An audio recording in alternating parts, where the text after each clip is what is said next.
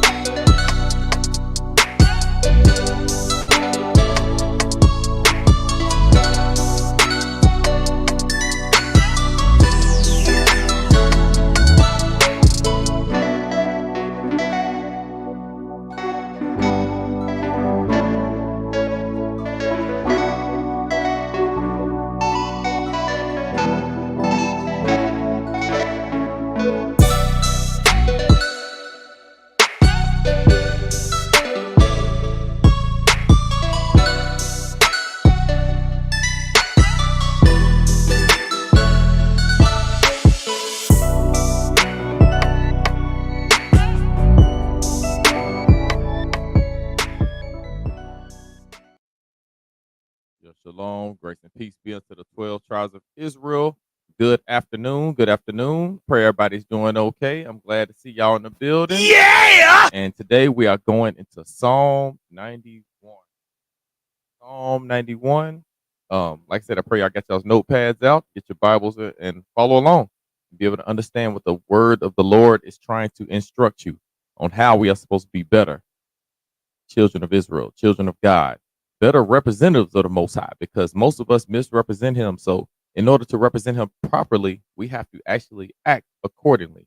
Acting accordingly is actually following His law, statutes, and commandments to the best of our ability, not giving them a half-ass job, but fully going all the way in for the Most High.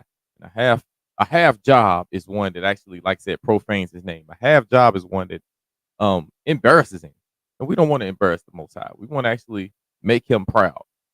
Just like a child wants to make their father proud, we should be the same way. We should want to make our Father proud. How we make Him proud is actually walking in the way that He designed for us to walk long ago. Let me get ready. I'm gonna give a shout out to the brother, sister in the lesson, brother, sister, whoever's in here, and like I said, and y'all know what to do. As y'all are here, make sure y'all are liking, sharing, commenting, all the things that we can do to actually boost the algorithm so we can get more people to, you know, get closer to the Most High. Because at the end of the day, what's more important than getting closer to the Most High? Nothing. So, let me go ahead and get on into it. Let's go ahead. Sarah, I see you in the building. Grace and peace be with you. Shalom. Good afternoon. Good afternoon. Lawalayam, see you in the building. Peace be with you. Peace be with you. Like I say, glad to see y'all here. All right. Let's go ahead and get into it. Matthew chapter 26, verse 6. Now, when Jesus was in Bethany, in the house of Simon the leper, in the house of Simon the leper, there came into a woman having an alabaster box of very precious ointment, and poured it on his head as he sat at meat. But when his disciples saw it, they had indignation, saying, "To what purpose is this waste? For this ointment might have been sold for much and given to the poor." When Jesus understood it, he said unto them, "Why trouble ye the woman? For she hath wrought a good work upon me. For ye have the poor always with you, but me ye have not always. For in that she poured this ointment on my body, she did it for my burial. Verily I say unto you, wheresoever this gospel shall be preached in the whole world, there shall also this woman have done be told from memorial of her." So whenever we bring out the true gospel of Jesus Christ, the gospel is spoken worldwide to the children of God, those people that come out of the loins of Abraham, Isaac, and Jacob, those people that are going to be standing on the holy mountain on that last day, those people that are going to watch Christ come out at the end of time, the one that's going to step out here, fight for us, and we're going to be like, we're going to be cheering him on, wait for him to deliver us and rescue us. And they're going to have us all out here excited, jumping for joy, because we would no longer have to be subject to those people that contrary to them, subject to those people that are evil, that have the devil on them. And we're no longer going to be living amongst people that are our own race of people that agree with this evil planet, this evil nation, this evil system that's set up, that is hell bent on agreeing with things that is contrary to the family. That's the word I'm looking for. I was going to say constructive, but it's not constructive. It's destructive to the family unit. We want the family unit to be strong, but to make the family unit strong, you got to have love, and you have to have a strong man that is over that family unit. And who's stronger than the Most High God of Israel? Who's stronger than His Son Jesus Christ? We follow that strong man, and He puts us in order. And within His order, we set order within our own homes and within our own communities. And that way, we can flourish as a nation. And I see you just joined. Katrina, how you doing? Good afternoon. Good afternoon. And what's going on, Charles? Shalom. Good afternoon. Peace be with you. All right. Like I said, whenever we bring out this gospel, the gospel that tells us to keep the law, statutes, and commandments, to those people, the people we understand are the slave descendants, the people that we understand have went into slavery on ships because we were being punished by God because we broke the laws, statutes, and commandments. And if we bring out this gospel to those people, we're always going to remember the woman that put the ointment on the body of our Messiah, Jesus the Christ. All right, let's get on into it. Psalm chapter 91, verse 1. And before I get into it, it's this is one psalm, this is one book of this Bible. Chapter of this book of the Bible that I actually read in the world quite a bit, and I never understood. I just remember that when I was a kid, one of the things that my mother used to have us, read, and Psalm 23 and 91 ones we read a lot. Psalm 91 we read a lot. And I remember thinking, it was pretty long, but I also remember that it was a lot happening but it made me feel safe. It always made me feel safe, like, hey, the Lord has us covered. He's gonna look out for us. He ain't gonna let nothing happen to us. I didn't realize what I was reading. And now that I'm coming to the walk and I'm like, oh my gosh, this is way different than what I thought it was when I was growing up and in the world. Now, let me not say way different because we still have the protection of the Most High, but it is different than what I initially believed. And now we're going to go ahead and get into it. Psalm chapter 91, verse 1. He that dwelleth in the secret place of the Most High shall abide under the shadow of the Almighty. Now, it says the secret place of the Most High. Why is it saying the secret place? Because this is a place that most people will not find. How do we know this? Let's go to Matthew chapter 7, verse 14. Okay, it says, he that dwells in the secret place. To dwell somewhere is to live somewhere. Whoever lives in the secret place of the Most High is going to be under the shadow of the Almighty. Under the shadow of the Almighty is under his protection. He has you guarded. He has a shield up around you. He has that force field. You got that sonic protection bubble. That's what you got set up to keep all danger outside, to keep all your enemies out. And the enemies are not only just people to try to harm you, but your own self. It will also protect you from your own thoughts that come in your mind. Okay. So when you have the Lord's place within you, when you dwell inside this place, when you live inside this book, to live inside this book is to follow the words in it. And if you follow the words in it, that means you are bound by it. It means you're bound by this book and you are under his shadow, meaning you're under the protection that he has for the people that actually love him. Okay. Matthew chapter 7, verse, I'm going to start at 13. Matthew chapter 7, verse 13. Enter ye in at the straight gate. Now, when he says straight gate, S-T-R-A-I-T, straight means narrow passage, tight fitting place, a place that there's not, it's not a great, it's not a great path. It's not no sideline NFL football field where it's 50 yards. You got to picture something more like a tight hole to go into. Like if you're on the football field and you're running the ball and you got to squeeze in between two linemen. That's what he's talking about. It's a narrow path and it's not an easy path to get. Matter of fact, you can picture it more of a tightrope. If you're walking across two buildings, you got a tightrope across it. That's what that narrow place, that narrow passage the Most High has. Okay, let's read it again. Matthew 7 and 13. Enter ye in at the straight gate, for wide is the gate, and broad is the way that leadeth to destruction. And there be many, and many there be which go in there. I'm sorry, I read it wrong. Many there be which go in there. So many people on the planet, the vast majority of the people on the planet believe evil is good. The most people believe that. Most people have subscribed to the system that's put in place. Most people say, hey, you know what? Whatever the government says is right, I believe is right. If it's law, then I go along with it. Well, guess what? Whenever you say something legal is good, then you got to agree that slavery was good. And if you don't believe slavery was good, then you cannot say whatever the law says is right.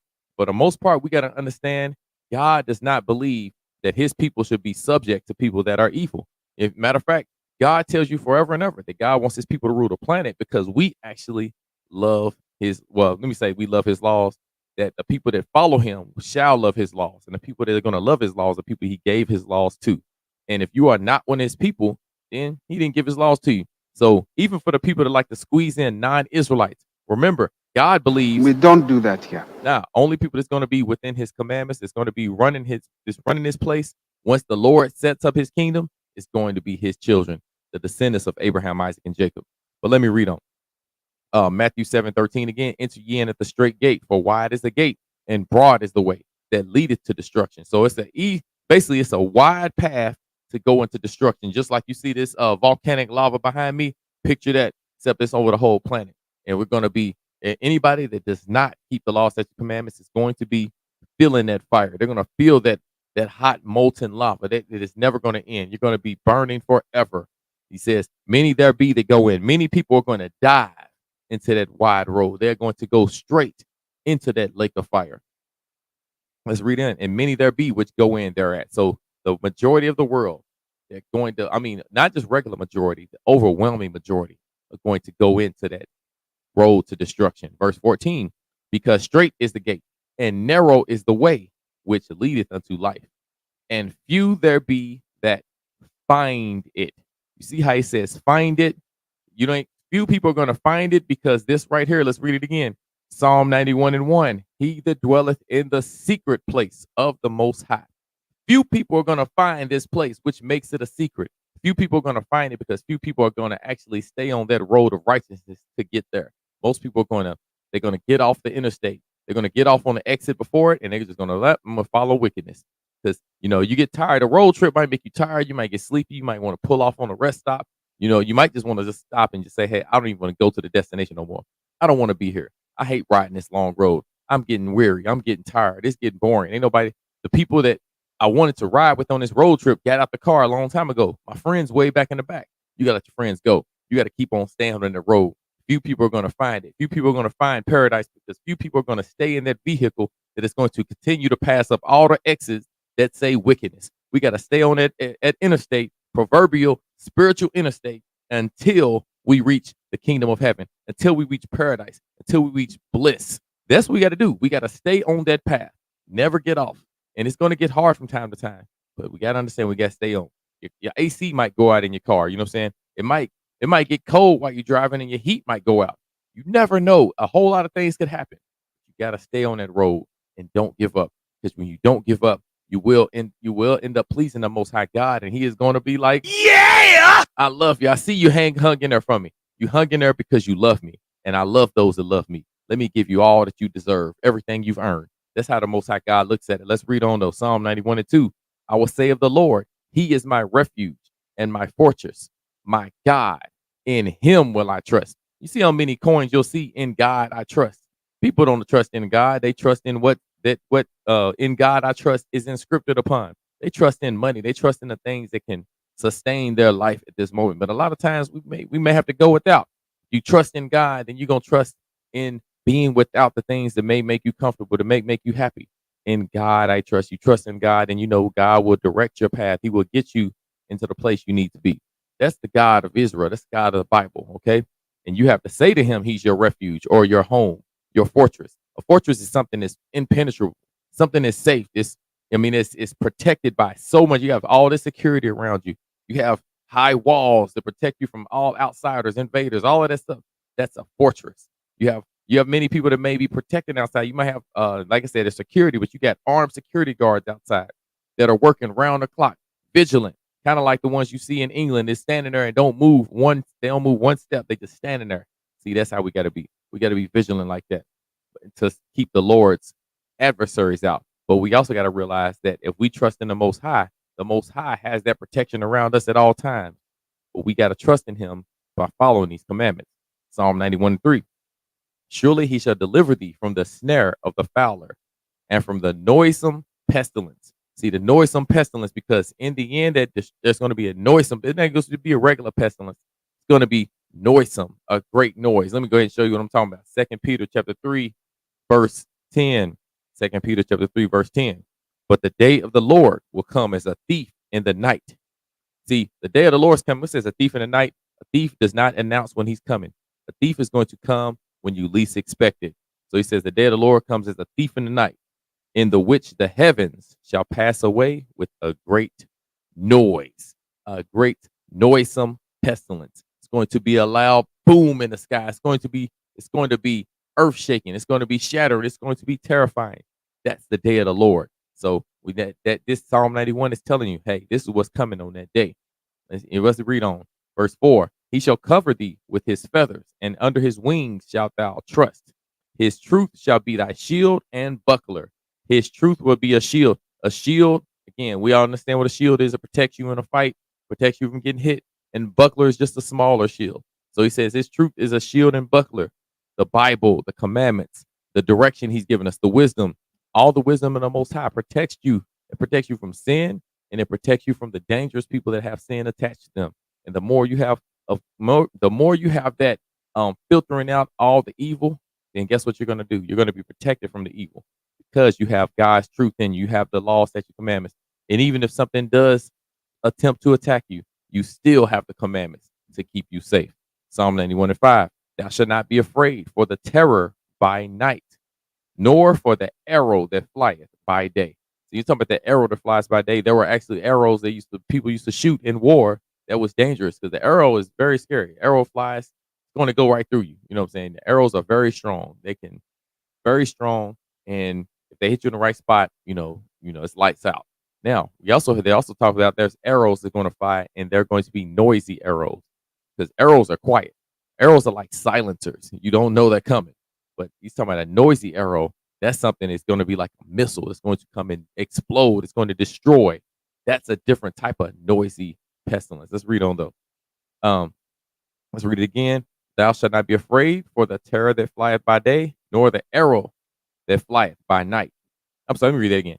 Thou shalt not be afraid for the terror by night, nor for the arrow that flieth by day, nor of the pestilence that walketh in darkness, nor for the destruction that wasteth at noonday. See, he says the destruction that wasteth at noonday. You see, there's going to be a destruction. It's going to lay waste. It's going to make things desolate. And it says at noonday, in the middle of the day. Noonday is when everything's its brightest, when you're at your happiest, when you least expect it, when you think nothing's going to happen. Boom, destruction's coming. Now he says the noisome pestilence, and he says the destruction that wasteth at noonday. Let's take a look at this wasting. Isaiah chapter 54, verse 16. Behold, I have created the smith that bloweth the coals in the fire. You see, if you got someone blowing coals in the fire, a smith, what usually has coals, hot coals are the weaponsmiths. If you have the swords, if any of y'all seen the videos, you got the person with the anvil and got the hammer, and he's hammering the sword. He's flattening out the sword. He got extreme heat on it. He got coals on it. Let's read on. Let me read again. I have created the smith that bloweth the coals in the fire, and that bringeth forth an instrument for his work. And I have created the waster to destroy. See, the waster is the same thing. It says the destruction that wasteth at noonday. The waster was created to destroy, and the waster is the The waster was created to destroy, and the one that is creating it, that smith, is going to create something that is going to waste at noonday. Psalms 91:7. Here's how we know it's going to be a destructive waster. It's going to be something that's bigger than you can even imagine. It ain't gonna be that small, small little arrow that's you're gonna shoot it and it's gonna hit one person and that person is gone. It's gonna be way more than that. Psalms 91:7. 1,000 shall fall at thy side, and 10,000 at thy right hand, but it shall not come nigh thee. See, this is how you know it's gonna be something that's gonna be a devastating weapon, a devastating bomb, as you would say, aka what we would understand would be a nuclear bomb, a hydrogen bomb, whatever it is. It's going to be something that's going to wipe out. It is going to annihilate most people on the planet. He says 1,000 shall fall at thy side. So you got 1,000 on your left side, and then he says 10,000 at thy right hand. Something that's taking out 10,000 immediately. What do you think that's going to be? It's going to be something that is going to bring immense terror to everyone on the planet. Psalms 91:8. Only with thine eyes shalt thou behold and see the reward of the wicked. It says you're going to see it. So even the people that are righteous and keep these commandments, you're going to see what everyone that believes evil is good has earned. Everybody decides they are going to live on this planet and going to continue to be evil forever and ever in eternity. When God gets ready to set up his planet, God's going to tell you straight up. We don't do that here. No. And he's going to tell you with that waster, he's going to tell you when a destruction comes. He's going to show you that I am not allowing any dudes up in my kingdom that's gay. I'm getting it away from me. I can't have it. And especially all of y'all ladies that want to lay down with every dude. If you want to be a hoe for sure, then you are going to feel that waster too. You are going to be one of those people that is going to understand that God is giving you your reward, your eternal reward. That's what he's letting you know. You have to make sure you are just, because if you're unjust, you're going to be on the wrong side of destruction. And again, it's going to be a terrifying day. And I have a class I brought out like some years back. The dark day of death is terrifying. And that's what the Lord is telling me. The day of the Lord is a terrifying day. And that's why I say it's a dark day. It's not a day of, it's not that, oh, yeah, it's going to be so happy and we're going to be clapping hands and smiling and jumping up and down when the rapture comes. No, the day of the Lord is destruction. It is not a day of smiling and happiness. It's a day of terror and fear. That's what we got to understand. This Psalm 91 is letting you know the danger that it's become. And it's something that should scare you and let you know, hey, I need to repent. Let me get my mind right, because danger's around the corner. At any moment, the Lord can bring it to me. And if he brings it to me, And I'm caught in the midst of my sin, if I'm in my nakedness, aka wickedness, because if I'm still doing the evil things he told me to depart from, he has a great reward for me. And it's not a temporary reward, it's eternal. Matter of fact, let me go ahead and show another one. Watch this. Um, Zephaniah. Shout out to Zephaniah. Isaac, I see you out there. I was going to say Isaac chapter 1. Zephaniah chapter 1, verse 14. The great day of the Lord is near. It is near and it hasteth greatly. Even the voice of the day of the Lord. The mighty man shall cry there bitterly. It says the mighty man is going to cry bitterly. The mighty man, I'm talking that man that can bench press 400, 500 pounds. The man that can squat 700. The man that can run a 4.3, 4.4 and a 40. The man is a physical specimen. Got a 50-inch vertical. That man is going to cry bitterly. He's going to be terrified because all of his physical strength and agility, all of that stuff he has, ain't going to do nothing when the Lord shows up, because he can't fight with God no matter what he thinks he can do. And he says, the mighty man shall cry bitterly. He's going to be screaming out in terror. Verse 15, that day is a day of wrath, a day of trouble and distress, a day of wasteness. Oh, what? Why is it a day of wasteness? Because God created the waster to destroy. A day of wasteness and desolation, a day of darkness and gloominess, a day of clouds and thick darkness. See, the Lord is not playing in that day. When he decides he's going to bring that pain, he's going to bring that destruction, he's going to bring that sorrow to everyone that is contrary to him, everybody that is against him, everybody that fights against God. And you're not fighting against him physically. We're not putting up our fists to God. But what we are doing is we putting our mind against him. We saying, I don't care what this Bible says. I'm going to do what I want to do. When you do that, you are striving with the Lord. You are fighting against him. You are contending. The more you contend, the tougher you making it on yourself. Psalm chapter 91, verse 8 again, only with thine eyes shalt thou behold and see the reward of the wicked. You're going to see what they earned. Everybody that sinned and built up that sin credit. Everybody that continue to break laws on purpose. Everybody that said, I don't believe God exists. You are going to see their reward. If you righteous and keep these laws, you're going to see them all die. Just like Noah and his sons and their wives seen all the people on the earth die when they got on that ark. It's going to be the exact same thing. Before you get on them chariots, and you're going to see everything. You're going to see the destruction. You're going to see everybody screaming out in terror, in fear. Everybody that you're going to know that God was not playing no games. You're going to know, yeah, this is what I believe was coming, and I see it, and it's even more terrifying than I thought it was. It is a scary thing. I don't think people put in their minds how terrifying it will be. I don't think they've put in their minds the type of, no scary movie's gonna compare to this. There is all this stuff is coming. It is more than the wicked have ever seen, the heathen. This is something we've never known. It's like I said, it's a terror that none of us ever know. We can't even imagine. I just want y'all to know that. I just want y'all to really think about what's going to happen. Nothing that's on this planet that is built is going to be able to stand when God brings his final judgment. Psalms chapter 91, verse 9, because thou hast made the Lord, which is my refuge, even the Most High, thy habitation. He's saying you're going to see the people reward. You're going to see the people get destroyed because you made him your home, because you told him, I'm going to come and I'm going to inhabit the place that you live in. Where does the Lord dwell in? Within the Bible. How do we dwell within the Bible? When we actually follow the Bible. We follow his commandments. We follow the book of the law, and we made him our habitation. And that's going to cause us to be able to be in position to see the destruction of the wicked instead of us being the destruction of the wicked. I don't know you, but I know if I get out and I see all the other people being destroyed, wiped out, and everybody, crying and screaming out, I'm going to be like, for the win! Bang! I'm going to be like, yeah, let's go. You know what I'm saying? I'm not going to be saying, let's go. And, well, actually, that ain't going to make a difference. Like, well, they chose it. But I'm going to be like, yes, I got out of that. I'm glad I'm rescued. All praise to the Most High. Yeah! Shoot, because I could have received that same destruction that they got. If you would be glad you got to escape the destruction, the death, the terrifying moment that's brought to everybody, and I say moment, but the terrifying time that's going to last past that moment, but it's going to carry you on for eternity. If you're one of those people that's going to be glad to escape that, put a 1 in the chat. If you don't care if it happens to you, then just put I don't care. But it's going to be on you. Psalm chapter 91, verse 10.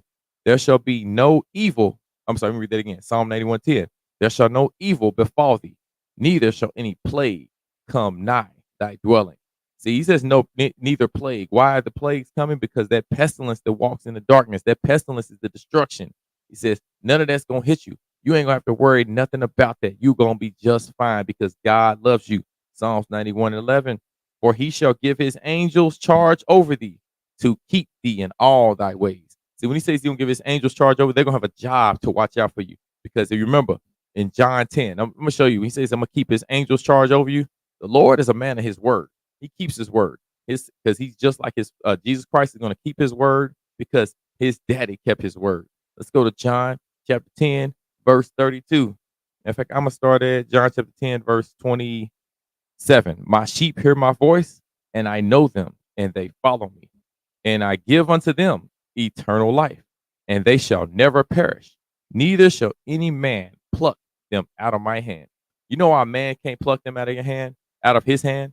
Because he has his angels given charge over him. They're going to keep you in the ways. They're going to protect you from going off, from going astray.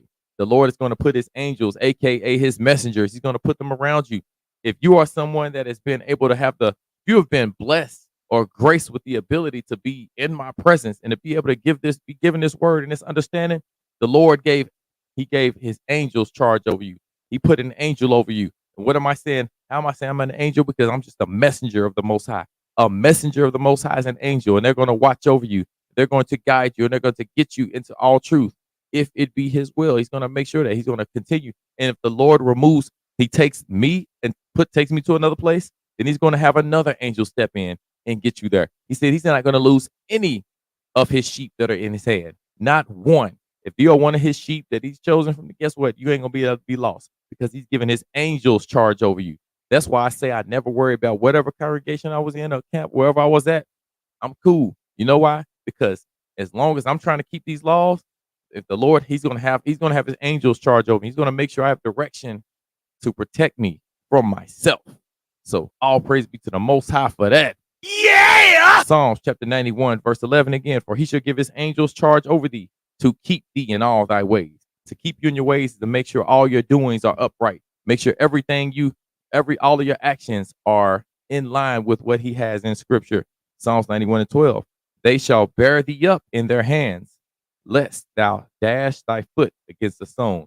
He says they'll bear you up, meaning they're going to hold you, don't carry you, so you don't hit your feet on the ground. Now, anybody familiar with Matthew? This is where Satan got it and said, hey, just jump off a cliff. You know what? You jump off the cliff and dive off this mountain. Guess what? You're going to be fine because he gave his angels a job to watch over you to keep you from hitting your foot on the stone. But that's not the context. The context is just talking about in general. He's going to make sure that they watch you, they carry you, they keep you away from evil. And to jump off a mountain to test God is evil. That is contrary to the laws. Thou shalt not tempt the Lord. That's the commandment we're given early on in the scriptures. And to tempt him is to test him. All right. Psalms chapter 91, verse 13. Thou shalt tread upon the lion and adder, the young lion and the dragon shalt thou trample under thy feet. So he says, all those that oppose you, all of your enemies, anybody that's going to think they're going to come against you, that you're going to trample in your feet. And he says a dragon. A dragon is just referring to like a type of reptile, a lizard or a snake. Those are the dragons.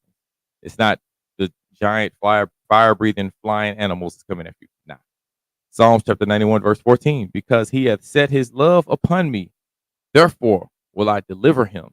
I will set him on high because he hath known my name. And it says you'll set him on high. You're going to put your number one priority is going to be God. You ain't going to let nothing go past God. And that's why no matter what goes on in my life, hey, the Most High is first. Everybody can go. Everybody. My children, wife, any of that. I don't care who you are.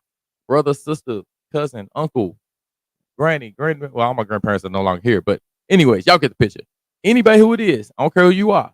If you are causing my walk to be hindered in any way, if you are fighting against what I'm doing, the mission I have to serve the Most High God, I'm telling you, all I'm gonna do is tell you, I should blow your ass off this push. Yeah, you ain't gonna be in my presence. I'm good. You can go. Bye. Expeditiously. Please remove yourself.